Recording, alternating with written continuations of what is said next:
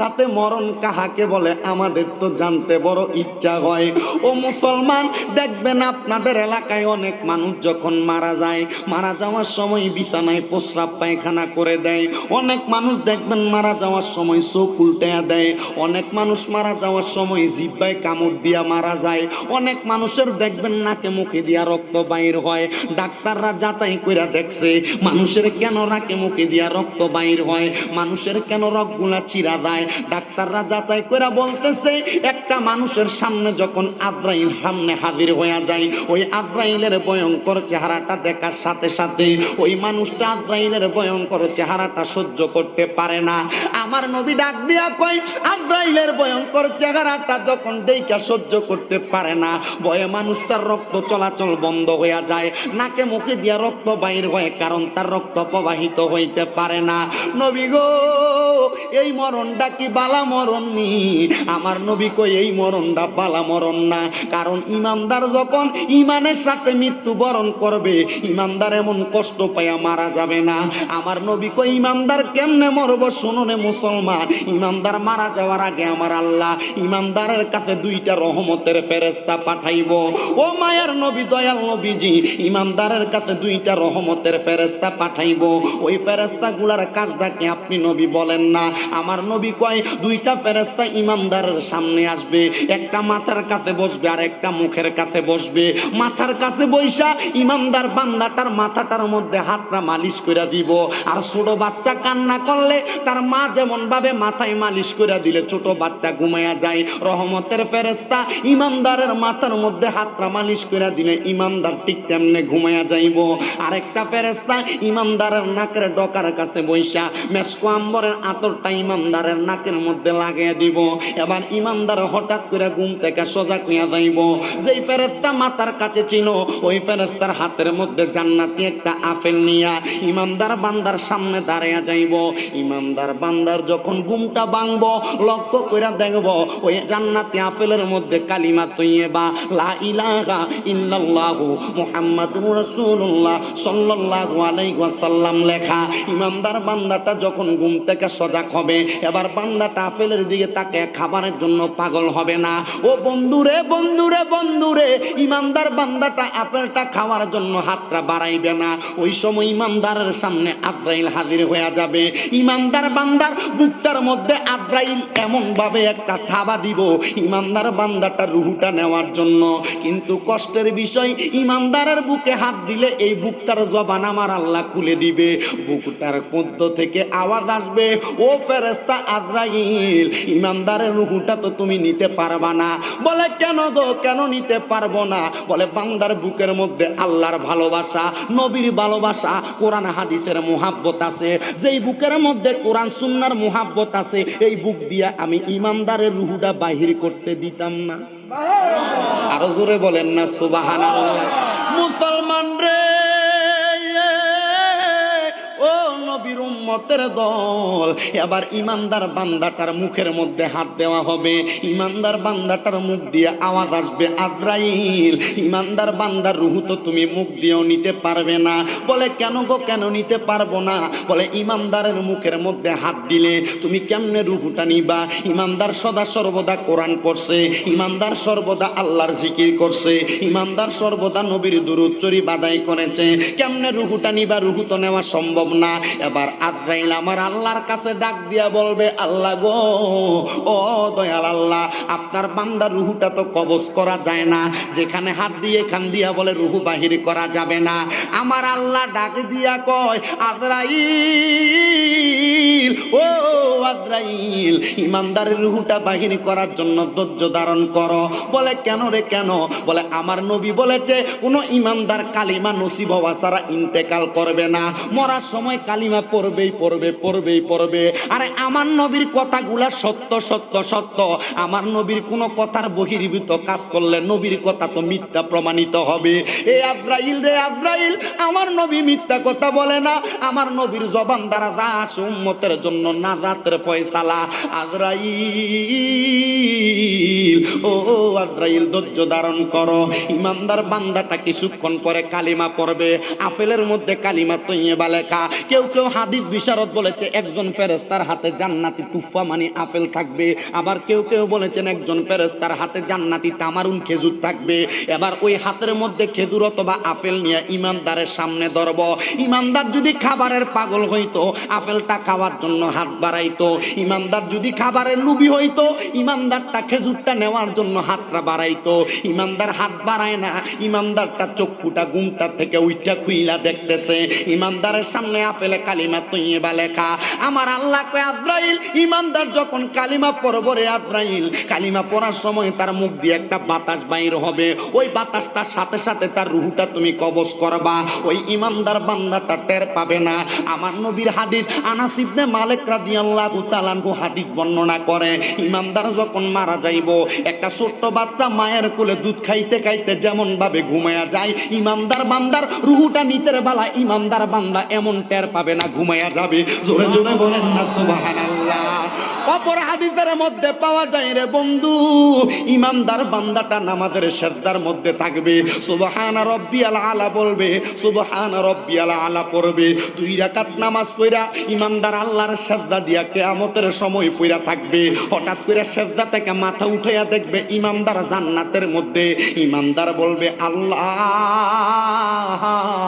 আমার এত সুন্দর জান্নাতে আপনি দিলেন, আমার বাড়ি তো চট্টগ্রামের পাহাড়তলিতে, আমার বাড়ি তো এই জায়গার মধ্যে না, ও আল্লাহ আমারে কেন আপনি এত সুন্দর জায়গার মধ্যে আইনা দিলেন? আল্লাহ কয় বান্দা তোমার সঙ্গে ওয়াদা করা হয়েছিল জাযাউহুম ইনদা রাব্বিহিম জান্নাতু আদনিন তাজরি মিন তাহতিহাল আনহার ওয়াল আনহারু খালিদিনা ফিহা আবাদা রাদিয়াল্লাহু আনহুম ওয়া রাদু আন যালিকা লিমান খাশিয়া রাব্বা। হে বান্দারে বান্দারে বান্দারে, তোমারে বলা হয়েছিল তুমি জান্নাতের মধ্যে থাকবা, আমি আল্লাহ পাক রব্বুল আলামিন তোমারে ওই জান্নাতের মধ্যে আইনা দিছি।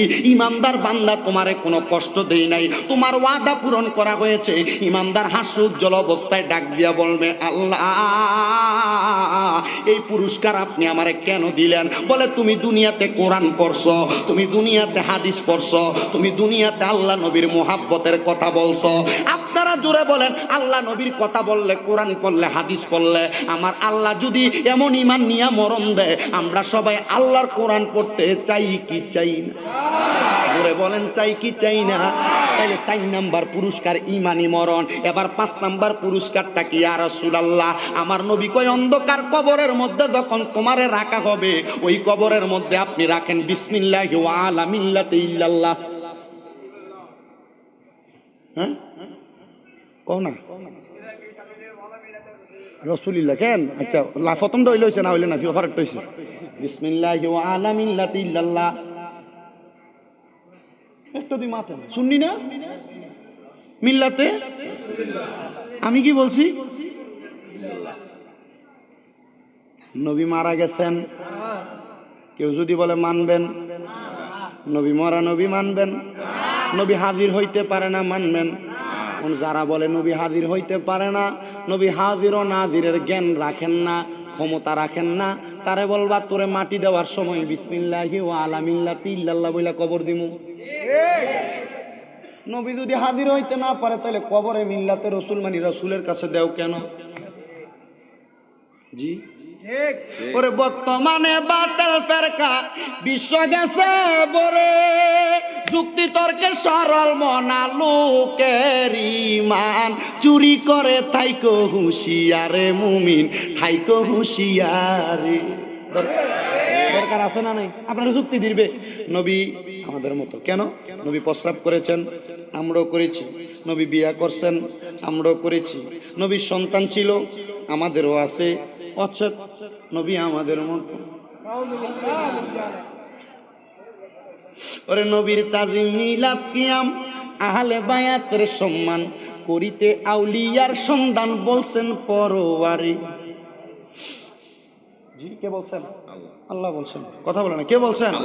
ওরে নবীর তাজিম মিলাদ কিয়াম আহলে বয়াতের সম্মান করিতে আউলিয়ার সন্ধান বলছেন পরওয়ারি। ওরে এসব কথা শুনলে তাদের মাথায় বাড়ি পড়ে, শয়তান যেমন বেজার ছিল আদম সেজদা পরিবারে থাইকো হুঁশিয়ারে মুমিন, থাইকো হুঁশিয়ারে। চলছে ধর্ম নিয়া বাড়াবাড়ি গো, চলে কি চলে না? আপনারা যুক্তি দিবে, নবীরে যদি সম্মান করতে করতে তোমরা দাঁড়িয়ে যাও, তা আল্লাহর সম্মান করতে করতে গাছের আগা তুলে দাও। বলে কি বলে না? যুক্তি দিছিল শয়তান। সভাপতি সাহেব যুক্তি দিছিল কে? শয়তান। যে আমি ফেরেশতা নূরের তৈরি, আদম হইছে মাটির তৈরি, আমি কেন আদমকে সাজদা দিব? যুক্তি দিছিল কে? যারা এই সমস্ত কথা বলবে এরা শয়তান। ঠিক না বে ঠিক? ওরে যুক্তি তর্কে সরল মনা লোকের ঈমান চুরি করে তাইকো হুঁশিয়ারে মুমিন তাইকো হুঁশিয়ারে। চলছে ধর্ম নিয়া বাড়াবাড়ি গো, আগুন ইমানের বাজারে থাইকো হুঁশিয়ারে মুমিন থাইকো হুঁশিয়ারে।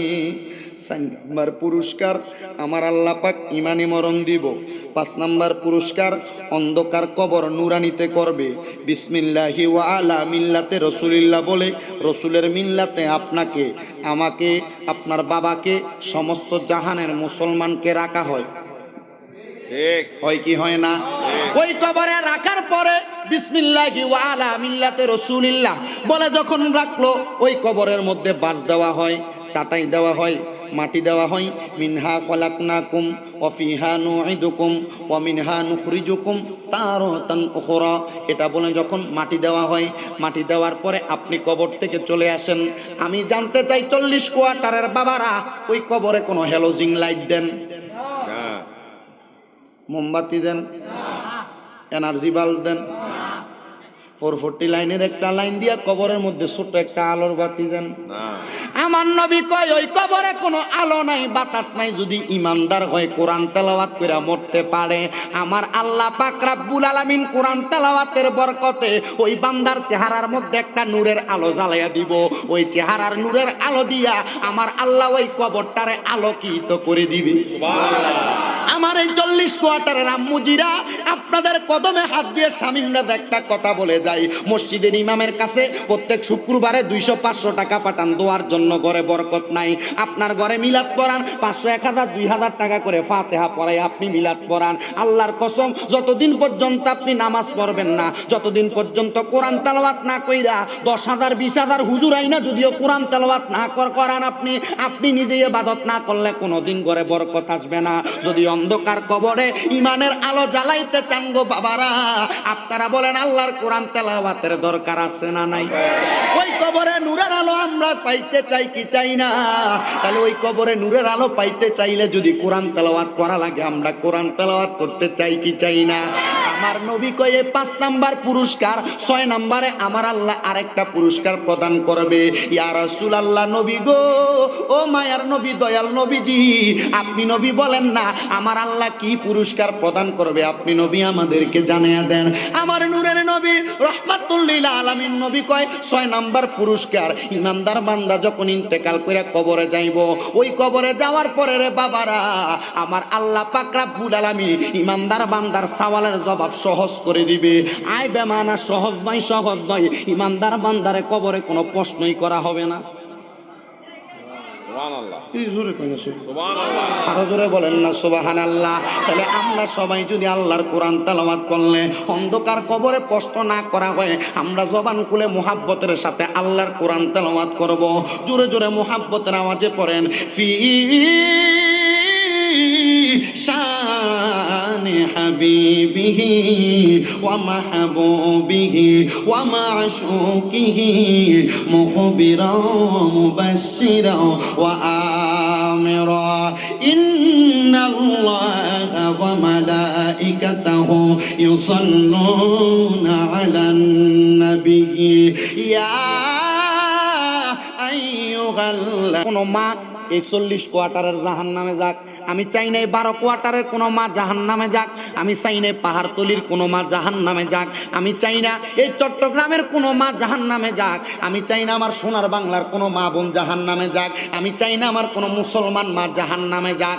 আম্মা জান, আপনাদের কাছে আমার কদমে হাত দিয়া শামীম দাদার একটা আবদার, আপনার স্বামীর মনে কষ্ট দিয়া 5 ওয়াক্ত নামাজ পড়বেন। হবে হবে আপনার স্বামীর মনে কষ্ট দিয়া আপনি দুনিয়াতে যত বড় ইবাদতকারী হন, কোনো লাভ হবে না, কোনো লাভ হবে না। কথা বলা যাবে, তোমরা কথা বলবা, এই গিরিলা বাহিনী পুরো ডাকবে। দেখছেন তো কষ্ট হইতেছে আপনারা? আল্লাহ কবুল করুক। এত সুন্দর সভাপতি, মাশাআল্লাহ, অতিথি থাকলে এটার ব্যবস্থা হবে, এটা আমি বুঝি। আল্লাহ কবুল করুক, আমিন। ওই যে 12 কোয়ার্টারের ওইদিকে, হ্যাঁ আছেন, 12 কোয়ার্টারের এদিকে মাহফিল করে যাওয়ার পর আমি তো মা বাবার আলোচনা করছিলাম, তুমি কানছিল, তুমি ভাইরাল পুরা। তো মা বাবার ওয়াজ করে যাওয়ার পরে এক পাগলা আমার ফোন দিয়ে, হুজুর আমার আম্মা আব্বার আমি 1 বছর তো মারা গেছে, আমি কিছু খাওয়াইতে পারি না, হুজুর আমার আম্মা আব্বার জন্য দোয়া করবেন। আমার কুমিল্লাতে 6টা মাদ্রাসা। কয়টা? হুজুর আমি আপনার 6 মাদ্রাসার জন্য 60 কেজি মাছের ব্যবস্থা করে দিই। বাচ্চাদেরকে মাছ খাওয়াবে, মাছ ব্যবসায়ী মনে হয়। আল্লাহ কবুল করুক, আরে আমিন পড়েন। আমি এটা একটা অন্তরে চিন্তা করলাম, সন্তানের মনে মা বাবার প্রতি মহাব্বত আসিবি দেয়। আমার আজকে বলছে হুজুর মা বাবার ওয়াজ, আমি যেখানে যাই হুজুর মা বাবার ওয়াজ, ওই যে ইউটিউবে ভাইরাল, এটা মা বাবার ওয়াজ। হ্যাঁ, আল্লাহ কবুল করেন, আমি আস্তে আমিন, আস্তে আমিন। স্বামীর মনে কষ্ট দিয়া যত নামাজ পড়েন লাভ লাভ। এই জন্য আমি বলবো আম্মুজিরা গো, ও আব্বুজিরা, আপনারা দুনিয়ার জমিনের মধ্যে স্বামী স্ত্রীর মহাব্বতটা একটু বেশি করে রাখবেন। অনেকে চিন্তা করতেছে হুজুর আমরা কোনো বিয়েই করি না, আমরা কেমনে স্বামী স্ত্রীর মহাব্বত শিক্ষা রাখবো, কাজে লাগবে। আমার ভাইয়েরা বাবারা, গভীর মনোযোগ দিয়ে আলোচনা শ্রবণ করবেন স্বামী স্ত্রীর মহাব্বতের ব্যাপারে। আমার নবীজির জীবনীর দিকে লক্ষ্য করলে আপনারা বুঝতে পারবেন। আমার নূরের নবী রহমাতুল্লিল আলামিন নবীজি যখন মদিনার জমিনের মধ্যে হিজরত করে আগমন করলেন মক্কা থেকে, আমার নবীজি মদিনাতে সবসময় দরদ দিতেন। আমার নবীজি সবসময় ওনার ঘর মোবারকের মধ্যে হুজরা শরীফের মধ্যে নবীর কলিজার টুকরা স্ত্রীদেরকে নিয়ে বসে থাকতেন। আর জোরে কন্যা সুবহানাল্লাহ। আমাদের সমাজে অনেক মানুষ 2টা 3টা বিয়ে করার পরে এক বউরে সুন্দর শাড়ি পরায়, আরেক বউরে ফিরতিনির মতো রাখে, এক বউরে ভালো ভালো টাকা পয়সা দেয়, এক বউরে মাছ গোস্ত খাবায়, আরেক বউরে দেখবেন শুটকি তরকারি খাবায়। মাসে মাসে খবর নেওয়ার কোনো খবর থাকে না। আমার নূরের নবী মানুষের মাঝে ইনসাফ করার জন্য আগমন করছে রে। আমার নূরের নবী যখনই নবীজির কলিজার টুকরা স্ত্রীদের কাছে যাইতেন, আমার নবীজি স্ত্রীদেরকে সুন্দর সুন্দর নসিহত করতেন। একদিন আমার নবীজির হুজরা মোবারকের প্রবেশ করার সাথে সাথে আমার নবীজির কলিজার টুকরার 4 জন স্ত্রী, জোরে বলেন কয়জন? 4 জন স্ত্রী আমার নবীর সামনে পাইয়া ডাক দিয়া কয়, নবী গো, ও দয়াল নবী, মায়ার নবীজি, রহমাতুল্লিল আলামিন নবীজি, আপনার কাছে আমরা 4 জনের একটা প্রশ্ন আছে। আমার নবী কয়, ও আমার স্ত্রীরা, তোমাদের 4 জনের 4টা প্রশ্ন। কি প্রশ্ন করবা? 4 জনে ডাক দিয়া কয়, নবী 4 জনের 4টা প্রশ্ন না, আমরা 4 জনের একটাই প্রশ্ন। নবী গো, আমরা তো আপনার 4 জন স্ত্রী, নবী বলেন না আপনি আমরা 4 জনের মাঝে কারে বেশি ভালোবাসেন? সুবহানাল্লাহ নাই? আর জোরে সুবহানাল্লাহ। স্ত্রী কয়জন? নবী কয়জন রে আপনি? কইতাম দিস না। নবী 4 জনের মধ্যে আপনি নবী কাকে বেশি ভালোবাসেন? সাইরবো যদি একসাথে জিজ্ঞেস করে, আচ্ছা আলাদা আলাদা জিজ্ঞেস করতো, একটার কাছে কইতো আমি তোমারে ভালোবাসি, একটার কাছে বলতো আমি তোমাকে ভালোবাসি, আরেকটার কাছে বলতো আমি তোমাকে ভালোবাসি। এখন সাইডটা একসাথে হয়ে যদি জিজ্ঞেস করে, আচ্ছা বলো উত্তরটা কি হবে? এক মহিলা তার স্বামীর নামে মামলা দিছে। মামলা কি? আমি এর স্বামী সংসার আর করবো না। ঠিক আছে, করবা না। আদালতে মহিলাকে জিজ্ঞেস করা হয়েছে, আচ্ছা সংসার যেহেতু ভেঙেই যাচ্ছে, তুমি তোমার স্বামীকে ছেড়েই দিচ্ছ, কারণ কি? হুজুর আমার স্বামীটা বেশি ভালো। বলে কেমন ভালো? হুজুর আমার লোকে ঝগড়া করে না, ঝগড়া করলেও দোষ, এজন্য ছেড়ে দিবে। কেন? স্বামী স্ত্রীর ঝগড়ার মাঝে একটা মহাব্বত আছে। জোরে বলে না সুবহানাল্লাহ। মহাব্বত আছে না নাই? জোরে বলেন আছে না নাই? নবীজিকে প্রশ্ন করে, নবী গো, ও দয়াল নবী, আমরা 4 জন স্ত্রী আপনার কাছে জানতে চাই, নবীজি, ও দয়াল নবী, আপনি নবী বলেন না আমরা 4 জনের মাঝে আপনি কারে বেশি ভালোবাসেন? আমার নবীজি ডাক দিয়া কয়, স্ত্রীরা রে, ওই স্ত্রীরা, আমি তোমাদেরকে উত্তরটা আজকে দিব না, আগামীকালকে দিব। জোরে নাই সুবহানাল্লাহ। আমি তোমাদেরকে উত্তরটা আগামীকালকে দিব। আমার নূরের নবী রহমাতুল লিল আলামিন নবীজি তাদের কাছ থেকে যখন চলে গেলেন, আমার নবীজির 4 জন স্ত্রী 4টা ঘরের মধ্যে। এবার পরের দিন রাত্রবেলা আমার নবীজি যখন রাত্রটা গভীর হয়ে গেছে, সর্বপ্রথম নবীর একজন স্ত্রীর ঘরের সামনে যাইয়া আমার নবী সালাম দেয়, আসসালামু আলাইকুম ওয়া রাহমাতুল্লাহ। নবী যখন সালাম দিলেন, একজন স্ত্রী ঘরের দরজাটা খুললেন। আমার নূরের নবী রহমাতুল লিল আলামিন নবীর পাঞ্জাবি মুবারকটার আস্তিন মুবারকের মধ্যে একটা পকেট মুবারক থেকে আমার নবীজি 2টা খেজুর বাহির করলেন। একটা খেজুর ওনার প্রথম স্ত্রীকে দিলেন, আর একটা খেজুর আমার নবী নিলেন। বলেন বিসমিল্লাহ বলে তুমি তোমার খেজুরটা খাও। আমার নবী একটা খেজুর খাইলেন, আরেকজন স্ত্রী আরেকটা খেজুর খাইলেন। খেজুরটা খাওয়ার পরে আমার নূরের নবী রহমাতুল লিল আলামিন নবীর খেজুরের দানাটা, খেজুরের বিচিটা স্ত্রীর হাতে দিলেন। ওনার খেজুরের বিচিটা ওনার হাতের মধ্যে রাখলেন। এবার নূরের নবী বলে, স্ত্রী এই দানাগুলা তোমার কাছে রাখবা, তারা 3 জনের কারোর কাছে তুমি বলবা না, এটা তোমার কাছে রেখে দিবা। আমার নূরের নবী রহমাতুল লিল আলামিন নবীজি 2টা খেজুরের দানা স্ত্রীর কাছে দিয়া বলে তোমার কাছে রাখবা, কারোর কাছে বলবা না। এবার নবী এই স্ত্রীর ঘর থেকে বের হইয়া ঘরের দরজাটা লাগাইয়া আরেকজন স্ত্রীর হুজরা মোবারকের মধ্যে গেলেন। আমার নবী আরো 2টা খেজুর বাহির করলেন। খেজুরগুলা বাহির কইরা আরেকজন স্ত্রীকে একটা দিলেন, নবী একটা খাইলেন। 2টা দানা হাতে দিয়া বলে কারোর কাছে বলবা না, কয়টা দানা তোমার কাছে। নবী আমার আরেকটা হুজরার মধ্যে যাইয়া আরেকজন স্ত্রীকে আরেকটা খেজুর দিলেন, নবী একটা খাইলেন। 2টা দানা ওই স্ত্রীকে দিয়া ডাক দিয়া কয় কারোর কাছে বলবা না, এগুলো তোমার কাছে দিলাম, 2টা খেজুরের দানা তোমার কাছে রাখবা। নবী নবীর 4র্থ স্ত্রীর ঘর মোবারকের মধ্যে যাইয়া ডাক দিয়া কই স্ত্রী তোমার কাছে একটা খেজুর দিলাম, আমি নবী একটা খেজুর খাইলাম, এই 2টা খেজুর তুমি একটা আমি একটা খাইয়া এই 2টা দানা আমি তোমার কাছে দিলাম। এই কথাটা তুমি আমার অন্য কোন স্ত্রীর কাছে বলবা না। পরের দিন আসরের নামাজের পরে আমার নবী যখন নবীর হুজরা মুবারকে আসছে, 4 জন স্ত্রী আমার নবীর সামনে দাঁড়িয়ে গেছে। ইয়া রাসূলুল্লাহ, নবী গো, ও দয়াল নবী, মায়ার নবী, নবী গো, ও নবী গো, ও মায়ার নবী, আপনার কাছে আমরা গতকালকে প্রশ্ন করেছিলাম কাকে বেশি ভালোবাসেন, আপনি বলেছেন আজকে উত্তর দিবেন। আমার নবী কই অবশ্যই আমি বলেছিলাম আজকে উত্তর দিব। সোনার স্ত্রীরা, গতকালকে রাত্রবেলা আমি নবী যে স্ত্রীর কাছে 2টা খেজুরের দানা দিছি, ওই স্ত্রীরা আমি সবচেয়ে বেশি ভালোবাসি। আমার নবী তাকে দেখে বড় স্ত্রী হাসে, মেজ স্ত্রী হাসে, সেজোটা হাসে, ছোটটা হাসে, কিন্তু কারোর কাছে বলা রে নবীজি ইমান শোনো তাহার শান, বলো নবীজি ইমান শোনো তাহার, আরে নবীজি ইমান শোনো।